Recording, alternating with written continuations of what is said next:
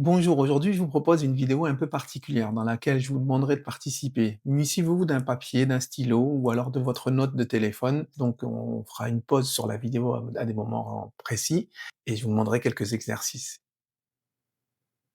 Il y a une pensée que vous connaissez très bien qui vient souvent s'inviter dans vos prises de décision ou dans certains moments de votre vie. Cette pensée peut s'appeler «je suis nul», «je n'y arriverai pas», «je suis trop jeune», «je suis trop vieux», «c'est pas encore le moment», «j'attends ci, j'attends ça», «non, c'est pas le bon timing». Et cette pensée, vous la connaissez très bien. Vous connaissez son origine. Et pourtant, elle revient encore et encore. Mais pourquoi? Tout simplement parce qu'une pensée qu'on comprend, c'est une pensée qu'on observe de loin. Et une pensée sur laquelle on travaille, c'est une pensée qu'on affronte de près. Et il y a une grande différence entre ces deux pensées. Et aujourd'hui, on va s'en rapprocher.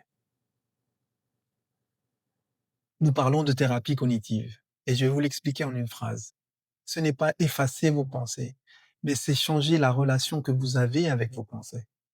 Parce que le problème, ce n'est pas de penser que vous êtes nul, mais le problème, c'est d'y croire. Vous croyez que si vous pensez que vous êtes nul, que si cette pensée vous a traversé, alors c'est vrai. Vous confondez une pensée et un fait. Et cette confusion peut diriger ou orienter votre quotidien et à terme votre vie. Cette pensée décide si vous postulez ou pas, si vous vous lancez ou pas, si vous osez ou pas. Alors on va faire quelque chose de très simple, quelque chose que même les thérapeutes font dans leur cabinet. Et on va le faire ensemble, ici et maintenant.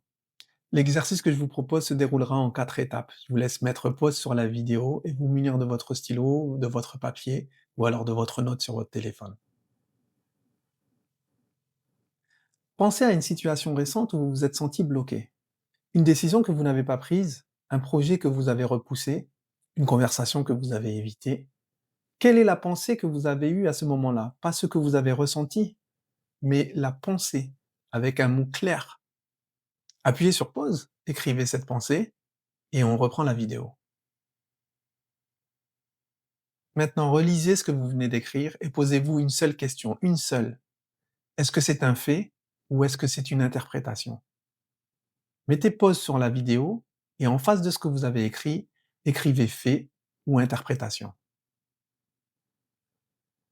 À présent, si c'est une interprétation, et c'est quasiment à chaque fois le cas, je vais vous demander de vous rappeler d'une situation, une seule situation dans le passé, où justement cette pensée a eu tort. Un moment où vous avez surpris quelqu'un, où vous vous êtes même surpris vous-même d'avoir fait ce que vous pensiez ne pas pouvoir faire. Écrivez-le.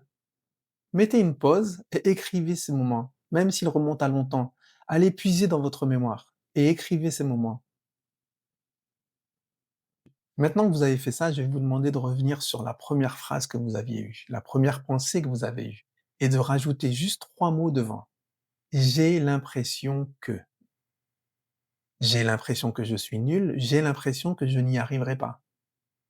Écrivez-le et dites-le à voix haute. Faites une pause sur la vidéo, faites l'exercice, dites-le à voix haute et revenez sur la vidéo.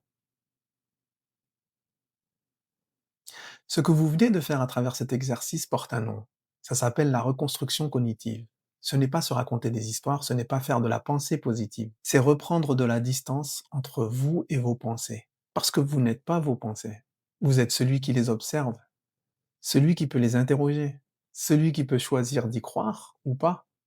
Et cette distance, même si elle est que de quelques centimètres, elle peut tout changer. Je vais vous dire ce que j'ai compris après un bon moment de travail sur moi. On ne guérit pas d'une pensée limitante en la contrôlant, mais on en guérit en la pratiquant différemment encore et encore. Ce que vous venez de faire en 5 minutes, faites-les demain, et puis la semaine prochaine, et encore, et tant que c'est nécessaire. Pas parce que c'est compliqué, mais précisément parce que ça ne l'est pas. Le changement n'est jamais spectaculaire au départ. Il est répété, il est discret, il est quotidien. C'est ça le projet. Alors gardez ce papier, car ce que vous avez écrit, c'est de la matière, c'est votre matière. Et dans la prochaine vidéo, nous irons encore plus loin, nous irons dans le corps, dans ce qu'il porte et que le mental cache. Mais d'ici là, refaites cet exercice. Une pensée, 4 étapes, parce que vous savez maintenant, comprendre ne suffit pas.